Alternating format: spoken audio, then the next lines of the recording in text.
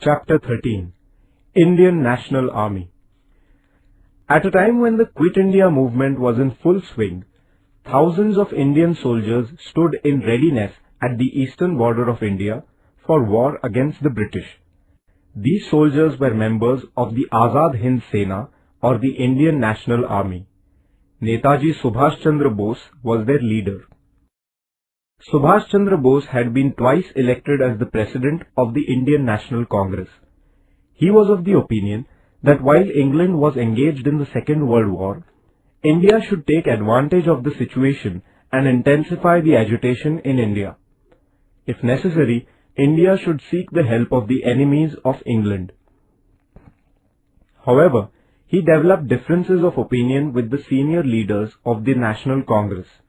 Therefore, Subhash Chandra Bose resigned from the position of the Congress president.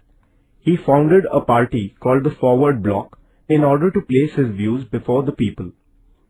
In his speeches, Subhash Babu began to appeal to the Indian people to rise in revolt against the British. Therefore, he was interned in his residency by the British government. From there, he escaped in disguise. He reached Germany in the month of April 1941. There, he founded the Free India Center. From the Berlin radio station in Germany, he appealed to the Indian people to join an armed struggle for the independence of India. However, he did not get the expected help from Germany. At the same time, Rash Behari Bose requested him to come to Japan. Formation of the Indian National Army. Rash Behari Bose was living in Japan since 1915.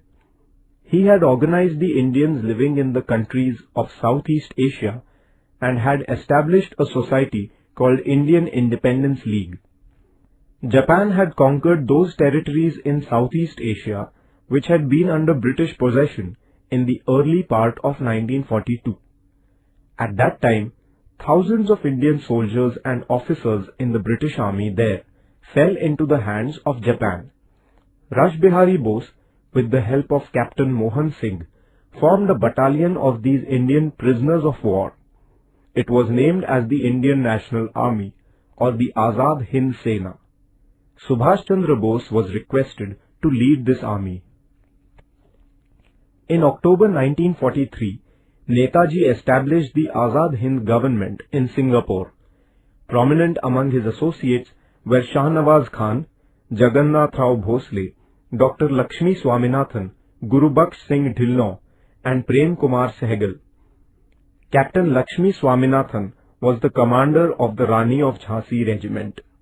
The tricolor was the standard of the Azad Hind Sena.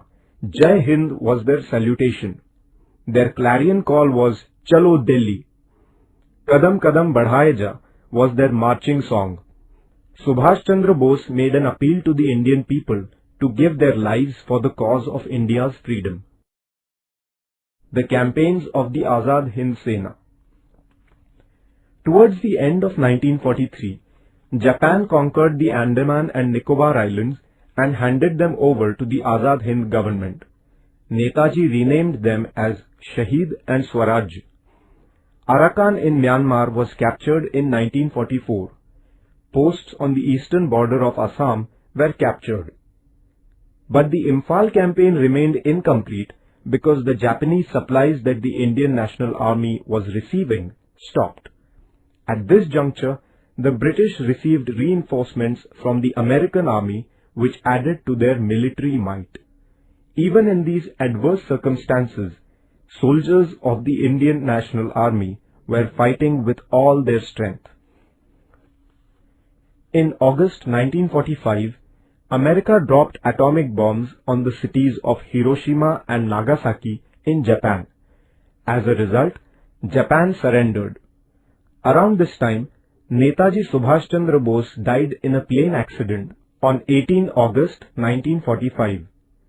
The Indian National Army was then forced to lay down arms. Thus ended the phase of the struggle of the Indian National Army. The trial of the officers of the Indian National Army. The British government charged the officers of the Indian National Army with treason. The proceedings of their trial began before the military tribunal held in the Red Fort of Delhi. Pandit Jawaharlal Nehru, Bhulabhai Desai, Tej Bahadur Sapru and other distinguished jurists defended them. The military tribunal held the officers guilty and they were sentenced to life imprisonment. The Indian people had feelings of sympathy and pride for the Indian National Army. The punishments given to the officers by the British government gave rise to feelings of outrage against the British government among the Indian people. The British government had to suspend the sentences given by the military tribunal. The revolts of the Indian naval ratings and of the air forces. The inspiration provided by the Indian National Army caused discontent against the British power among the soldiers in the Navy and Air Force. It burst out on the British warship Talwar at Mumbai on 8 February 1946. The soldiers flew the tricolour on the warship and shouted slogans against the British power. The British government sent the army and opened fire on the naval ratings. The rebels, too, countered it with bullets. The workers and common people extended their support to the naval ratings. Finally, with the mediation of Sardar Vallabhbhai Patel, the naval ratings laid down their arms. In order to lend support to the uprising of the naval ratings in Mumbai, the Air Force officers at various places such as Delhi, Lahore, Karachi, Ambala, Meerut, etc. went on strike.